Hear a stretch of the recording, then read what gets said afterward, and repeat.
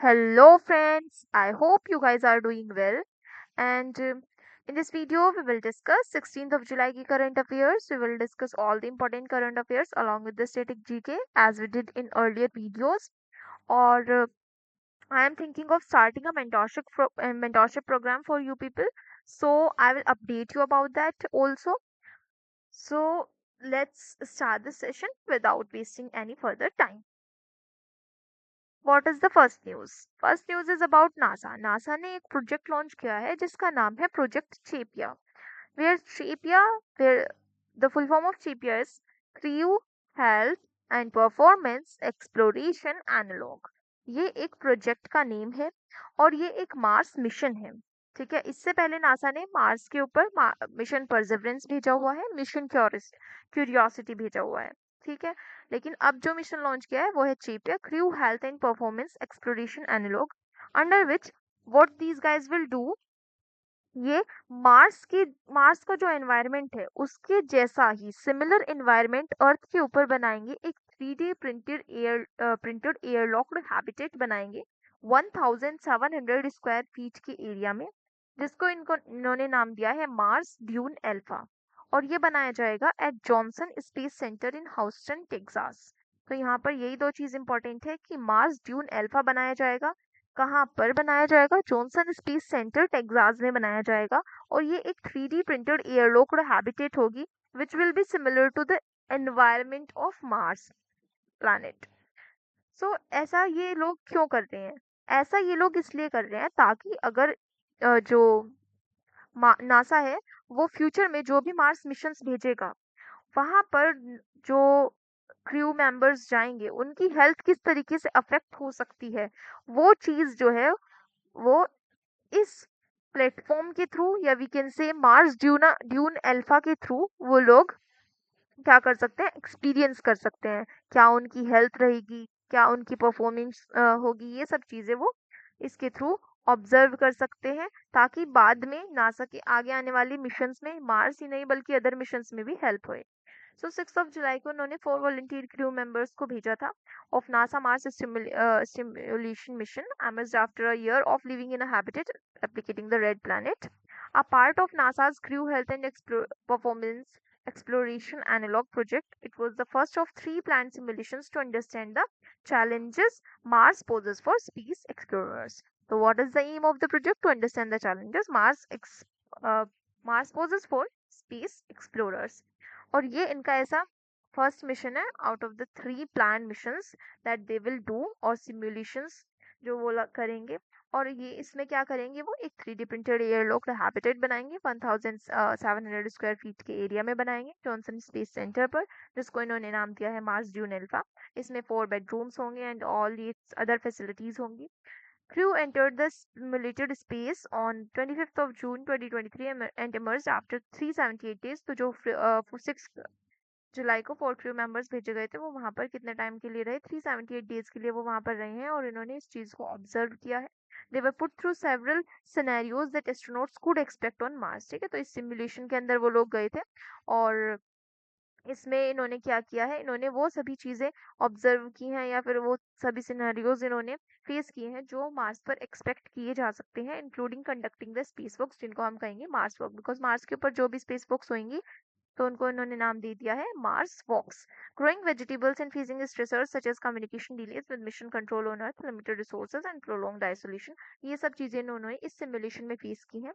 और ये 1700 फीट का जो मार्स ड्यून अल्फा है ये क्रिएट किया गया था एट जॉनसन स्पेस सेंटर. और अब जो भी ये 4 मेंबर्स थे वो 378 डेज वहां पर स्पेंड करके वापस आ चुके हैं. ठीक है, then Steve Koerner, Deputy Director at the Johnson Space Center, said that जो ये फर्स्ट चेपिया मिशन था इसका मेन फोकस था न्यूट्रिशन को के ऊपर, और जो आने वाले फर्दर 2 मिशंस होंगे वो 2025 एंड 26 में लॉन्च किए जाएंगे. सिमिलर सिमुलेशंस बनाए जाएंगे ताकि नासा जो है वो अपने एस्ट्रोनॉट्स को तैयार कर सके आने वाले फ्यूचर सर्कमस्टांसेस के लिए. NASA hopes to send astronauts to Mars by 2030. ठीक है, तो स्टीव कॉर्नर का नाम आप याद रख सकते हैं कि स्टीव कॉर्नर डायरेक्टर हैं इसके जॉनसन स्पेस सेंटर के. ठीक है, द फोर वॉलंटियर्स कौन कौन थे? वो फोर वॉलंटियर्स वो थे Kelly Heston the team leader, एनका the US Navy microbiologist, Ross Brockwell, a structural engineer, and Nathan Jones, an emergency medicine physician. So ये four people were there: Callie, Anka, Ross, and Nathan. Let him highlight them. ये news जो भी मैं आपको cover कराती हूँ, ये मैं इतने अच्छे से आपको कवर करा रही हूँ कि ये आपके EIL लेट ही नहीं बल्कि जो अदर एग्जाम्स होंगे क्लैट के लिए, ऑलिट्स के लिए, सभी के लिए यूजफुल होगा। ठीक है, सो प्लीज आप लोग इनको अच्छे से लर्न कीजिए, रिवाइज कीजिए और जितना ज़्यादा शेयर कर सकें वो कीजिए, सो दैट बच्चे जो हैं वो अपनी प्रिपरेशन अच्छे से कर सकें। ठीक है, then what is the habitat like on Mars?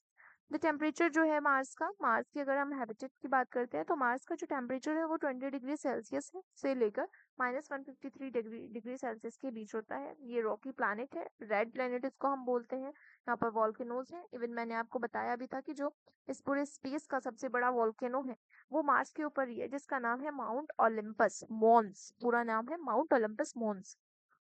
Winds जो है वो यहाँ पर डस्ट स्टॉर्म क्रिएट करती हैं, टॉर्नेडोज जैसी भी कंडीशंस यहाँ पर देखने को मिली हैं, और ये विजिबल होती हैं from the earth using the telescopes. इसकी जो ग्रेविटी है वो अर्थ की ग्रेविटी की 1/3 है। कितनी है? 1/3 of the earth gravity.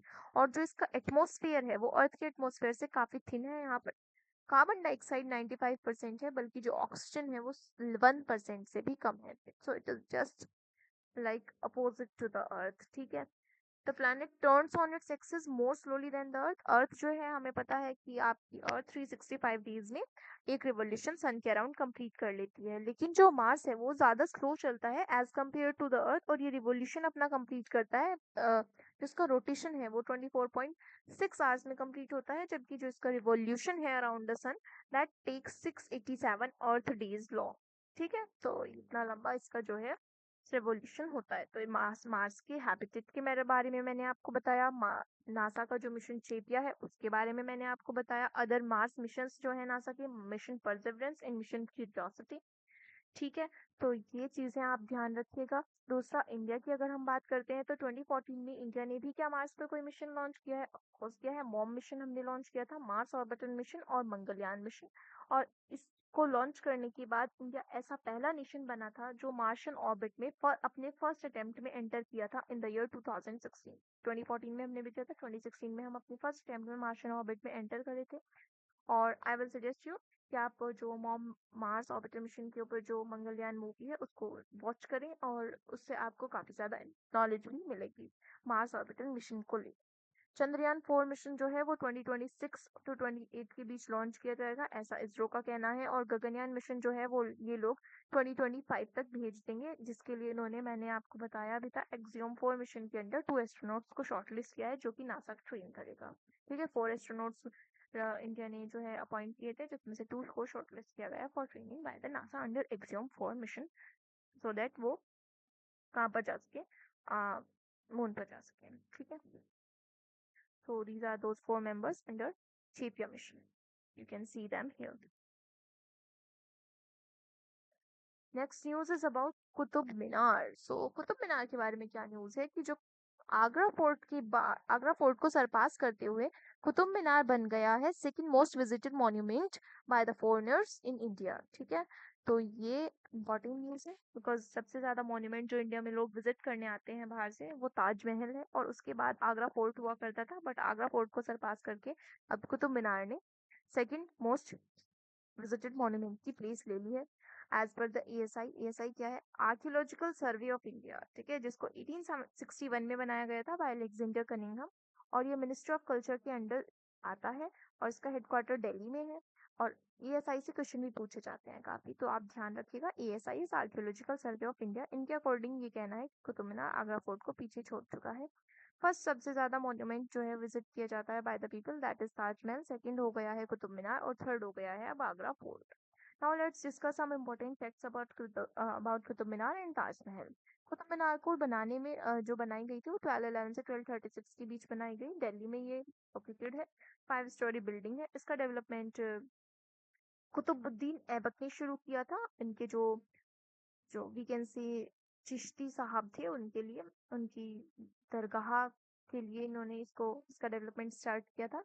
And जो इसको कंप्लीट कराया था, कुतुबुद्दीन ऐबक ने इसका कंस्ट्रक्शन शुरू तो कर दिया था, बट इसको कंप्लीट इल्तुतमिश ने कराया था इन 13th सेंचुरी।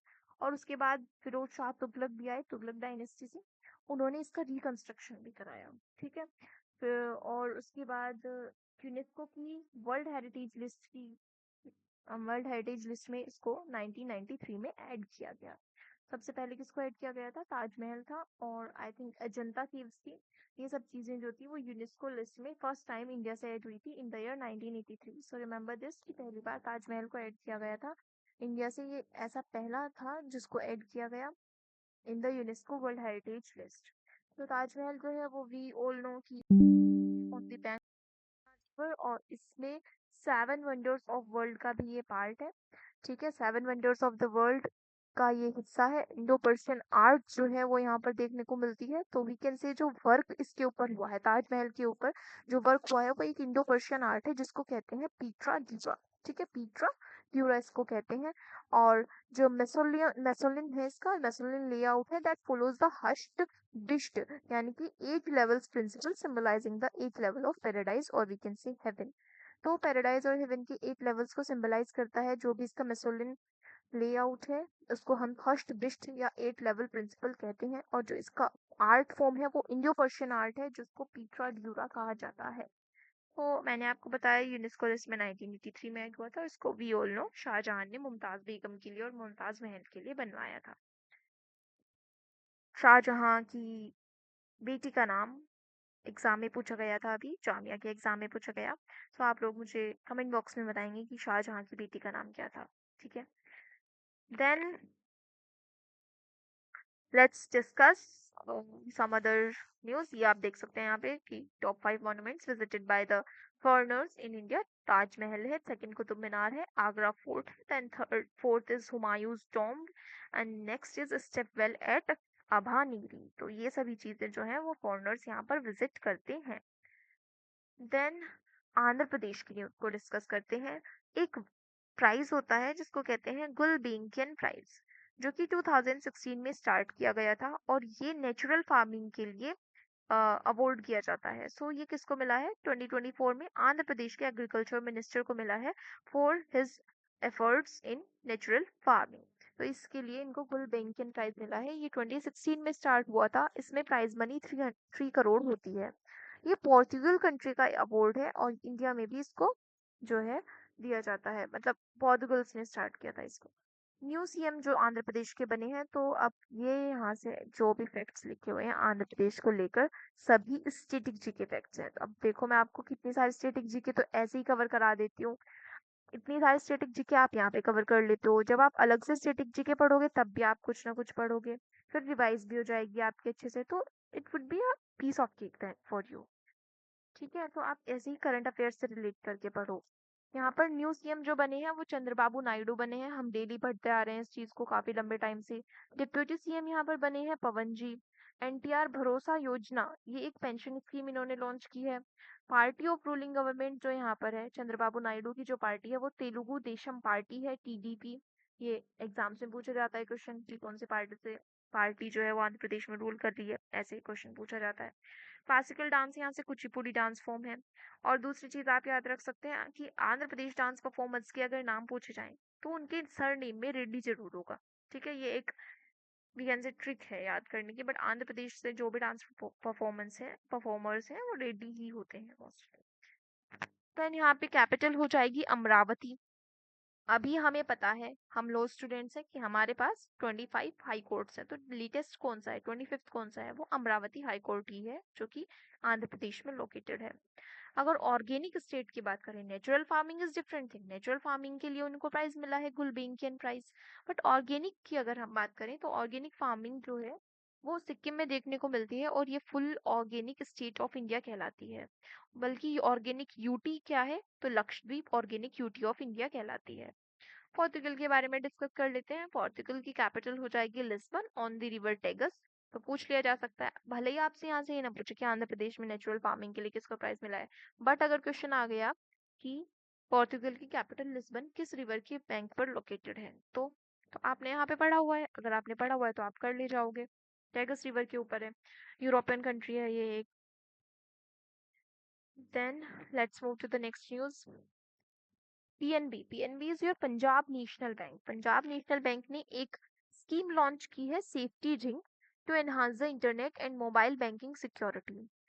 जो पीएनबी है वो उसने देखा कि वो काफी सारे एडिशनल सॉरी फ्रॉडस्टर्स की वजह से जो भी केसेस होते हैं, अनऑथराइज्ड एक्सेस होती फ्रॉडस्टर्स को मिल जाती है किसी ना किसी तरीके से बाय हैकिंग एंड ऑल, उसको प्रिवेंट करने के लिए इन्होंने ये मैकेनिज्म लॉन्च किया है। And this mechanism provides an additional safety layer to minimise those losses. तो यहाँ पे इन्होंने कुछ इसके अंदर मेजर्स लिए हैं, प्रिवेंटिव मेजर्स लिए हैं, जैसे कि इन्होंने कि आपका जो अमाउंट आप विड्रॉ कर सकते हो अपने पीएनबी के बैंक अकाउंट से, उसको लिमिट कर दिया है। ठीक है। और फेस स्कैनर इन्होंने पीएनबी के एटीएम्स पर लगा दिए हैं। तो ये सब चीजें, ताकि फ्रॉडस्टर्स आपका एटीएम कार्ड यूज करके आपकी मनी को विड्रॉ ना कर सके। ठीक है। तो इस तरीके से इन्होंने कुछ प्रिवेंटिव मेजर्स लिए हैं अंडर द प्रोजेक्ट और under the initiative safety ring. Punjab National bank की बात करते हैं तो इसको 1894 में बनाया था लाला लाजपत राय ने, और इसका हेडक्वार्टर हो जाएगा द्वारिका में इन दिल्ली में। ठीक है। द्वारिका एक गुजरात में है, एक दिल्ली में है, तो द्वारिका इन दिल्ली में इसका हेडक्वार्टर है। सेंट्रल बैंक की बात करते हैं तो आरबीआई आपका सेंट्रल बैंक है। लार्जेस्ट बैंक आपका एसबीआई है, that is the largest bank. और उसके बाद सेकेंड लार्जेस्ट बैंक आपका पीएनबी आता है। अगर लार्जेस्ट प्राइवेट बैंक की बात आती है तो एचडीएफसी आपका हो जाता है। तो ध्यान रखिएगा, largest bank, central bank and second largest bank. Then next news. अब नेक्स्ट न्यूज थोड़ा पॉलिटिक्स से रिलेटेड है, तो यहाँ पे आपको कुछ आर्टिकल देखने को मिलेंगे।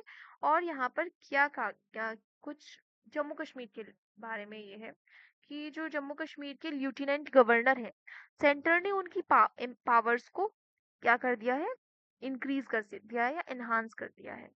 तो कौन है अब यहाँ के लेफ्टिनेंट गवर्नर? यहाँ के लेफ्टिनेंट गवर्नर हो जाएंगे मनोज सिन्हा। और यहाँ पर 2024 में, वी ऑल नो, 2019 के बाद जम्मू कश्मीर एक इंडियन स्टेट बन चुका है by Jammu Kashmir reorganisation act 2019। और यहाँ पर क्या कर दिया गया है कि यहाँ सितंबर 2024 में लेजिस्लेटिव असेंबली के इलेक्शंस भी कंडक्ट कराए जाएंगे ऑन 114 सीट्स। ठीक है। तो यूनियन होम मिनिस्ट्री जो है, कौन है हमारे होम मिनिस्टर? अमित शाह हो जाएंगे। कोऑपरेटिव मिनिस्ट्री भी इनके पास गई है। यूनियन होम मिनिस्टर ने एलजी जो होते हैं, लेफ्टिनेंट गवर्नर जो होते हैं, उनकी पावर्स को एनहांस कर दिया है after amending the transaction business rules under Jammu and Kashmir reorganisation act 2019। So यहाँ पर Jammu and Kashmir reorganisation act को अमेंड नहीं किया गया है, बल्कि विद इन दिस जो बिजनेस रूल्स होते हैं उसको अमेंड किया गया है, और यहाँ पर एलजी की पावर्स को एनहांस कर दिया गया है। क्या एनहांसमेंट मतलब देखने को मिली है, क्या चेंजेस मिले हैं, उससे पहले कुछ अदर फैक्ट्स जान लेते हैं about this particular news. As per section 32 of the act, जो भी जम्मू कश्मीर रीऑर्गेनाइजेशन एक्ट है उसका सेक्शन 32 कहता है कि जो लेजिस्लेटिव असेंबली होगी जम्मू कश्मीर की, वो लॉज बना सकती है with respect to any of the matter enumerated in the state list as all states do, except police and public order. ठीक है। Police and public order centre ने अपने हाथों में ले लिया है, जैसे कि दिल्ली में किया गया है। एनसीआर दिल्ली में पुलिस पब्लिक ऑर्डर जो है वो सेंटर के हाथों में है। और concurrent list in the 7th schedule to the constitution of India. तो सेक्शन 32 क्या कहता है जम्मू कश्मीर रीऑर्गेनाइजेशन एक्ट का, कि जो लेजिस्लेटिव असेंबली है उसके पास वही पावर्स है जो एक स्टेट असेंबली के पास होती हैं। देन सेक्शन 53 क्या कहता है? सेक्शन 53 कहता है that the LG shall exercise his functions in his discretion in a matter which falls outside the purview of powers conferred on the Legislative Assembly related to All India Services and Anti-Corruption Bureau and any other matter required under any law to act in its discretion. So Section 53 of the Act कहता है कि जो LG होंगे उनके पास क्या powers होती हैं? उनके पास अपने जो भी ऑल इंडिया सर्विसेज है और एंटी करप्शन ब्यूरो है उसको रिगार्डिंग, या कोई अदर मैटर है अंडर एनी लॉ, उसको लेकर वो विद इन हिज डिस्क्रिप्शन कोई भी ऑर्डिनेंस पास कर सकते हैं और वीकेंड से फंक्शन कर सकते हैं, can exercise his functions. So he can exercise his functions in his discretion in any matter which falls outside the purview of powers जो कि लेजिस्लेटिव असेंबली को मिली है. तो उसकी पावर्स में दखल अंदाजी नहीं करनी है, कोई इंटरफेयर नहीं करना है. But all India services, anti corruption bureau और कोई अदर मैटर से रिलेटेड अगर कोई भी उनको चेंजेस करने हैं तो वो कर सकते हैं. प्रेसिडेंट द्रौपदी मुर्मू जो है उन्होंने अमेंडमेंट्स का अप्रूवल देते हुए कहा है that she gave the approval to the amendments and exercised her power conferred under Section 55 of Jammu and Kashmir Reorganization Act. Jammu Kashmir reorganisation act के सेक्शन 55 के अंदर जो प्रेसिडेंट है उनके पास कुछ पावर्स हैं कि वो चेंजेस या अमेंडमेंट्स कर सकते हैं इस एक्ट में. तो उन्होंने ये किया है under the proclamation dated on 31st of October 2019 issued under Section 73 of the Act. So ऐसा प्रेसिडेंट द्रौपदी मुर्मू ने किया है. और प्रेसिडेंट द्रौपदी मुर्मू ने जो भी अमेंडमेंट्स हुए हैं उनको अप्रूवल देते हुए जो चेंजेस हुए हैं transaction of business of the government of union territory of Jammu and Kashmir rules 2019 उसको अप्रूव कर दिया है. These rules may be called the transaction of business of the government of UT of Jammu and Kashmir Second Amendment Rules 2024 because first कब हुआ था जब Jammu Kashmir state बनाया गया अंडर दिस पर्टिकुलर एक्ट और अब ये सेकेंड अमेंडमेंट यहाँ पर देखने को मिला है. तो ये आप यहाँ पर ध्यान रख सकते हैं. अब देखते हैं कि चेंजेस क्या किए हैं विद इन दीज रूल्स. तो चेंजेस क्या किए हैं, जो सेक्शन 2 था सॉरी रूल 2 था उसमें सब रूल 2A इंसर्ट किया गया है which says no proposal which requires previous concurrence of finance department with regard to police, public order, all India service and anti-corruption bureau to exercise the discretion of the lieutenant governor under the act shall be concurred or rejected unless it has been placed before the lieutenant governor through the chief secretary. What does this mean? कोई भी ऐसा proposal पास नहीं किया जाएगा बिना lieutenant governor की concurrence के, जो कि चीफ सेक्रेटरी उनके सामने रखेंगे, जो कि रिलेटेड है कोई भी ऐसा प्रपोजल जो police, public order, all India service या एंटी करप्शन ब्यूरो से रिलेटेड है, वो लेफ्टिनेंट गवर्नर की कॉन्करेंस के बिना नहीं पास किया जाएगा. ठीक है. एंड कोई भी ऐसा प्रपोजल जिसको कॉन्करेंस चाहिए फाइनेंस डिपार्टमेंट की with regard to these 4 things to exercise the discretion of lieutenant governor under the act shall be concurred or तो वो वही मतलब उसको रिजेक्ट नहीं किया जाएगा. अगर लेफ्टिनेंट गवर्नर को पास करते हैं तो वो रिजेक्ट नहीं किया जा सकता even if it requires the concurrence of finance department. This is what the section of rule 2A says. In the principal rules, after for Rule 42 and Rule 42A has been inserted, giving the LG to power. तो यहाँ पे क्या किया है, union territory में जो law officers और advocate general को अपॉइंट करने की पावर है वो सेक्शन रूल नंबर 42A के अंडर लेफ्टिनेंट गवर्नर को दे दी गई है. So as per this new rule जो department of law, justice and parliamentary affairs होगा वो एक प्रपोजल सबमिट करेंगे for the appointment of advocate general and other law officers to the advocate general in the court proceeding for approval of the lieutenant governor through the chief secretary and chief minister. ठीक है. तो lieutenant governor के पास ये अब जो भी proposal होगा वो चीफ सेक्रेटरी लेकर जाएंगे, देन उसको लेफ्टिनेंट गवर्नर अपने डिस्क्रिप्शन से, अपने बिहाफ से, अपनी पावर्स को एक्सरसाइज करते हुए उस प्रपोजल को पास कर सकते हैं अगर वो police, public order, all India service, anti corruption bureau से रिलेटेड है. एंड जो 42A है उसके अंडर वो एडवोकेट जनरल को अपॉइंट कर सकते हैं. Then you can see here about Delhi. Delhi मैंने इसलिए ऐड किया है बिकॉज ये आपके एग्जाम्स के पॉइंट ऑफ व्यू से इंपॉर्टेंट है.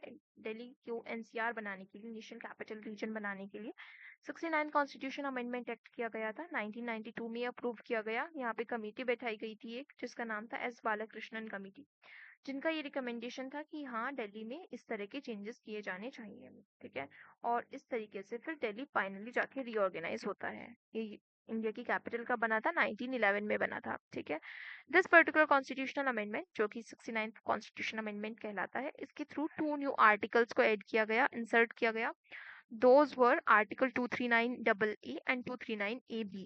239AA provides that on the date of the commencement of this Constitutional Amendment Act, that is on February 2, 1992, the UT will be called as NCT of Delhi. So 239AA के under जो भी ये थी UT of Delhi, इसको fab 2 1992 से क्या कहा जाने लगा, national capital territory of Delhi कहा जाने लगा.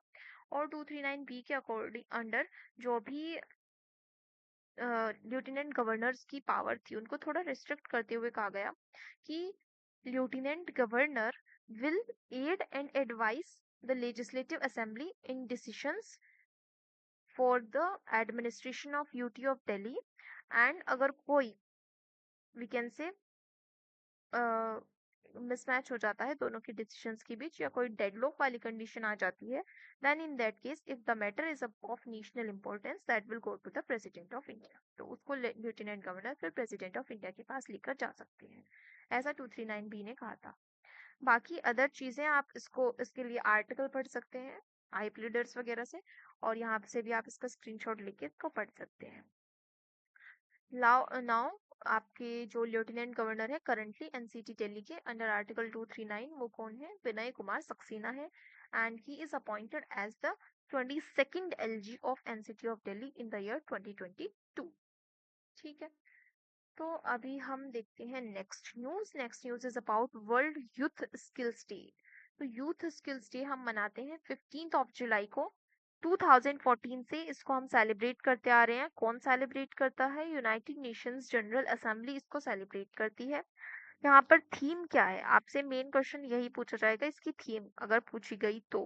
तो थीम हो जाएगी youth skills for piece and development क्या है theme youth skills for piece and development world youth skills day 15th of July को इसके अलावा आप स्टार्टअप योजना याद रख सकते हैं 16th ऑफ जनवरी को हम स्टार्टअप डे भी मनाते हैं बिकॉज 16 जनवरी 2016 को स्टार्टअप योजना लॉन्च की गई थी बाय पीएम मोदी यूनिकॉर्न्स कितने हैं इंडिया से 109 यूनिकॉर्न्स हैं इंडिया से और नेशनल यूथ डे हम 12 जनवरी को मनाते हैं तब birth anniversary of Swami Vivekananda और डेथ एनिवर्सरी कब मनाई थी हमने इनकी 4th ऑफ जुलाई को मनाई थी अभी रिसेंटली ठीक है 1902 में इनकी डेथ होती है Goa to host the first world audio visual and entertainment summit तो ये क्या चीज है तो world audio visual and entertainment summit जो है वो होस्ट की जाएगी जब गोवा IFFI होस्ट करेगा तो 2024 में जो international film festival of India है उसको गोवा होस्ट करने वाला है और 2014 से इसको गोवा ही होस्ट करता है तो अब जब गोवा इसको होस्ट करेगा साथ ही ये लोग इसके वेव्स समिट जो है उसको लॉन्च करेंगे ऑर्गेनाइज करेंगे waves stands for world audio visual and entertainment summit ठीक है तो इतनी सी ये न्यूज़ है कि 55th नंबर की IFFI इस बार होस्ट किए जाएंगे बाय गोवा 20 से 24 नवंबर तक ये इवेंट चलेगा इसके साथ ही ये लोग वेव्स को भी होस्ट करेंगे और इसका इनॉग्रेशन करेंगे यहाँ की सीएम प्रमोद सावंत जी लास्ट ईयर जो हुए थे 2023 में वो 54th एडिशन था international film festival of India का जहां पर जो Satyajit Ray lifetime achievement award है वो माइकल डगलस को मिला था और यहाँ पर ओपनिंग फिल्म थी कैचिंग डस्ट और गोल्डन पीकॉक अवार्ड यहाँ पर मिला था एंडलेस बॉर्डर को ये बहुत इंपॉर्टेंट क्वेश्चन है क्योंकि ये बहुत एग्जाम्स में पूछा गया है इवन एसएससी के एग्जाम्स में पूछा गया है गोल्डन पीकॉक अवार्ड का question now what let's discuss about Goa Goa जो है वो आपके इधर गुजरात एंड महाराष्ट्र के बीच में देखने को मिलता है यहाँ पे गोवा की कैपिटल हो जाएगी पाणाजी यहाँ पे सीएम है प्रमोद सावंत जी इस गोवा के लिए ऑपरेशन विजय लॉन्च किया था Indian air forces sorry Indian arm forces ने 1961 में on 19th of December 1961 Goa का लिबरेशन डे मनाया जाता है and it commemorates the annexation of Portuguese ruled Goa by the Indian Armed Forces in 1961. तो पोर्तुगीज रूल्ड गोवा जो हुआ करता था उसको हमने फ्री कराया था किसने इंडियन आर्म्ड फोर्सेस ने 1961 में 19th ऑफ दिसंबर को इसलिए 19 दिसंबर गोवा लिबरेशन डे मनाया जाता है मैंने गोवा के बारे में आपको बता दिया और वेव समिट के बारे में बता दिया IFFI के बारे में बता दिया कि 2014 से गोवा इसको होस्ट करता आ रहा है और अभी भी यही होस्ट करेगा ministry of information and broadcasting के अंडर ये फिल्म फेस्टिवल सेलिब्रेट किया जाता है in each and every year और 1952 में ये फिल्म फेस्टिवल स्टार्ट हुआ था तो ये सब चीजें मैंने आपको बता दी हैं बिल्कुल अच्छे से और मैंने लास्ट वाला IFFI भी बता दिया है जिसमें कि Satyajit Ray lifetime achievement award important है और गोल्डन पीकॉक अवार्ड इम्पॉर्टेंट है then move to the next news it is about Bhavna Kant we all know about her because she is a women जो काफी इम्पोर्टेंट है और इनसे क्वेश्चन भी हमारे एग्जाम्स में पूछे जाते हैं भावना कांत जो है वो वापस से हिस्ट्री बनाते हुए इन्होंने क्या किया है ये फर्स्ट फीमेल पायलट बनी है to participate in exercise pitch black with Indian air forces तो इंडियन एयरफोर्स जो है वो ऑस्ट्रेलिया में जा रही है, बिकॉज ऑस्ट्रेलिया होस्ट कर रहा है एक्सरसाइज पिच ब्लैक, जहाँ पर 20 कंट्रीज पार्टिसिपेट कर रही हैं। और आईएफ के साथ यहाँ पर गई हैं भावना कांत, और भावना कांत यहाँ पर बनी है first female pilot to fly और to participate in this particular exercise. और यहाँ पे इन्होंने उड़ाया है सुखोई को। ठीक है, इंडियन एयरफोर्सेस सुखोई यहाँ पर लेके गई है, उसको इन्होंने यहाँ पर फ्लाई किया है। और ये 43rd एडिशन है जो 2024 में कंडक्ट हो रहा है। इसका एक्सरसाइज पिच ब्लैक। पहले मैंने आपको बताया था कि एक्सरसाइज पहले ऑस्ट्रेलिया और यूएसए के बीच हुआ करती थी, देन ये बाद में बाकी अदर नेशंस ने भी इसको ज्वाइन किया, और करंटली इसमें 20 कंट्रीज पार्टिसिपेट करती हैं। First female pilot of IAF Rafale Rafale उड़ाने वाली थी शिवांगी। मालाबार एक्सरसाइज न्यूज में थी, जो कि ऑफ बंगाल में होस्ट की जा रही है। रेड फ्लैग एक्सरसाइज न्यूज में थी, जो कि बॉस्टन यूएसए में होस्ट की जा रही है। और दूसरी यहाँ पे इंपॉर्टेंट एक्सरसाइज है एमपीएक्स exercise. एमपीएक्स is maritime partnership exercise. ये जो है ये इंडिया और यूएसए के बीच होस्ट की जाएगी, अरेबियन सी में होस्ट की जाएगी। नावल एक्सरसाइज है, और यहाँ पे पार्टिसिपेट करेगा INS Visakhapatnam. INS Visakhapatnam India का फर्स्ट डिस्ट्रॉयर है, जिसको बनाया गया था अंडर प्रोजेक्ट 15B। और ये पार्टिसिपेट करने वाला है एमपीएक्स एक्सरसाइज में, विच stands for maritime partnership exercise. तो ये अभी न्यूज में है, इसलिए आप लोगों के लिए इम्पोर्टेंट है, so please do remember this. तो किसके बीच होएगी? इंडिया यूएसए के बीच होएगी, अरेबियन सी में होएगी। नावल एक्सरसाइज है, आईएनएस विशाखापट्टनम पार्टिसिपेट करेगा। ऑकस क्या है? ऑकस भी मैं बता देती हूँ। ऑकस ऑस्ट्रेलिया, यूएसए और यूके का एक ग्रुप है। जैसे कि क्वाड एक ग्रुप है, वैसे ही इन तीनों कंट्रीज का एक ग्रुप है, जिसके अंडर यूएसए और यूके ऑस्ट्रेलिया को न्यूक्लियर वॉरशिप्स बनाकर देंगे। ठीक है, तो ये चीजें हैं। Sorry, we can say nuclear nuclear fuelled ships बनाकर देंगे। ठीक है, न्यूक्लियर एनर्जी उनमें यूज की जाएगी। Then next news is about euro 2024 final, जो कि बर्लिन जर्मनी में होस्ट किया गया था, और यहाँ पर जीता है Spain. This is the fourth time कि स्पेन ने इस टाइटल को जीता है, आफ्टर 1964, 2008 एंड 2012। रनर अप यहाँ पर रहे हैं इंग्लैंड, और विनर रहा है स्पेन। क्वेश्चन आएगा तो यही आएगा कि जो यूरो कप 2024 है, उसको फाइनल है, उसको किसने जीता? स्पेन ने जीता। कहाँ पर होस्ट हुआ था? बर्लिन जर्मनी में होस्ट हुआ था। So you can see here Spain defeat England by 2-1 to clinch fourth Euro title, and यहाँ पर प्लेयर ऑफ द टूर्नामेंट रहे हैं रोड्री। कौन रहे हैं? रोड्री रहे हैं। और दूसरा young player of the tournament रहे हैं यमल। ठीक है, तो player of the tournament Rodri and player of the young player of the tournament Yamal. Then next news, it is about Copa America Cup 2024। Copa America cup जो पहले अभी मैंने बताया आपको यूरो कप, ये है कोपा अमेरिका कप। ये Copa America cup starting से ही, जब से ये स्टार्ट हुआ तब से ही इसको यूएसए होस्ट करता है। और दिस टाइम इन्होंने 48th एडिशन होस्ट किया था, जिसको अर्जेंटीना ने जीता है। और ये 16th टाइम है कि अर्जेंटीना कोपा अमेरिका कप जीता है। किसको हराया है? कोलंबिया को हराया है। और इसका फर्स्ट एडिशन 1916 में कंडक्ट किया गया था और होस्ट किया गया था बाय यूएसए, जिसको उरुग्वे ने जीता था। इवन मैं आपको बता दूं, जो फीफा वर्ल्ड कप है 2022 में, जो आपका लास्ट फीफा वर्ल्ड कप हुआ था, उसको अर्जेंटीना ने ही जीता था। और का अर्जेंटीना उसमें जीता था। एंड जो पहली बार फर्स्ट एडिशन हुआ था फीफा वर्ल्ड कप का, उसको उरुग्वे ने ही जीता था। और कोपा अमेरिका कप उसको 2024 में 48th एडिशन अर्जेंटीना ने जीता है, फर्स्ट एडिशन उरुग्वे में ने जीता था 1916 में। तो ये आप ध्यान रख सकते हैं यहाँ से। तो Copa America cup won by Argentina, Euro cup won by Spain. Messi यहाँ पे फुटबॉलर हो जाएंगे, बहुत इंपॉर्टेंट फुटबॉल प्लेयर है, और अर्जेंटीनियन है ये, अर्जेंटीनियन फुटबॉल प्लेयर है। और इनके पास सबसे ज़्यादा ट्रॉफीज हैं, सबसे ज़्यादा ट्रॉफी वाले प्लेयर हैं, 45 ट्रॉफीज इनके पास हैं। You can see him here in the middle, this is Messi. So अब बात करते हैं हम किसकी? ट्विटर की। ट्विटर या वी कैन से एक्स जो है, उसके ऊपर सबसे ज़्यादा फॉलोड ग्लोबल लीडर कौन बन गए हैं? तो मोदी जी उसके ऊपर बन चुके हैं most followed global leader with 100 million followers. Twitter और एक्स जो है उसको एलॉन मस्क ने बनाया था। इसको इन्होंने, सॉरी, एलॉन मस्क ने इसको खरीदा था $43 बिलियन में। और इसमें एक जो ब्लू बर्ड देखने को मिलती है ट्विटर की, उसको हम लैरी बर्ड कहते हैं। तो ये इंपॉर्टेंट क्वेश्चन है, पूछा जा सकता है कि ब्लू बर्ड ट्विटर की क्या कहलाती है। लैरी बर्ड कहलाती है। एलोन मस्क ने इसको अभी खरीदा था 43 बिलियन में। और पीएम मोदी बन गए हैं most followed global leader on X with 100 million followers. तो you can see him here.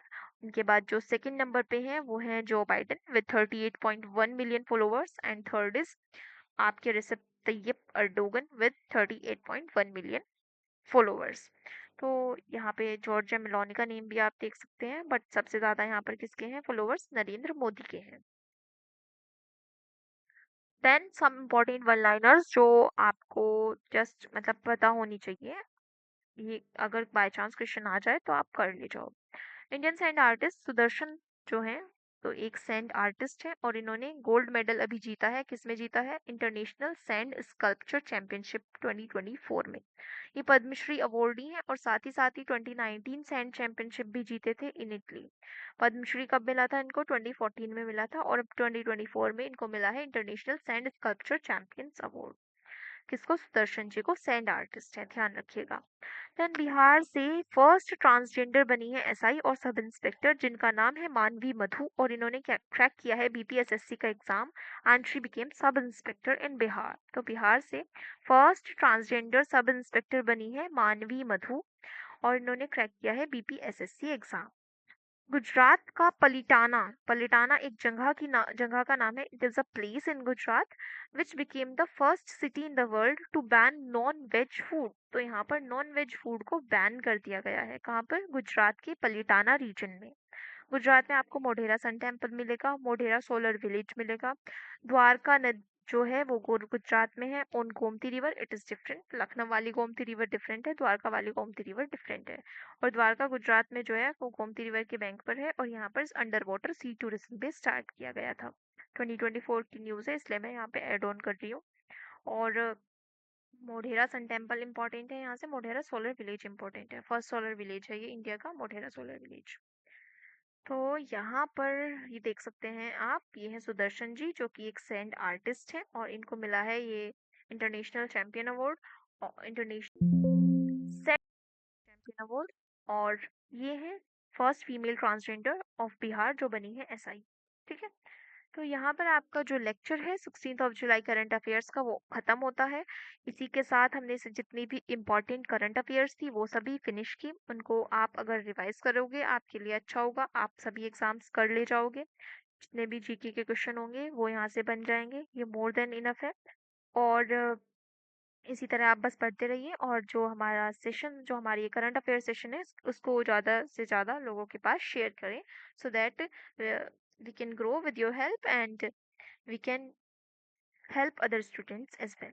So let's finish the session over here, and thank you so much guys. Please subscribe to my channel and press the bell icon for updates, and share the session as much as possible. Thank you guys.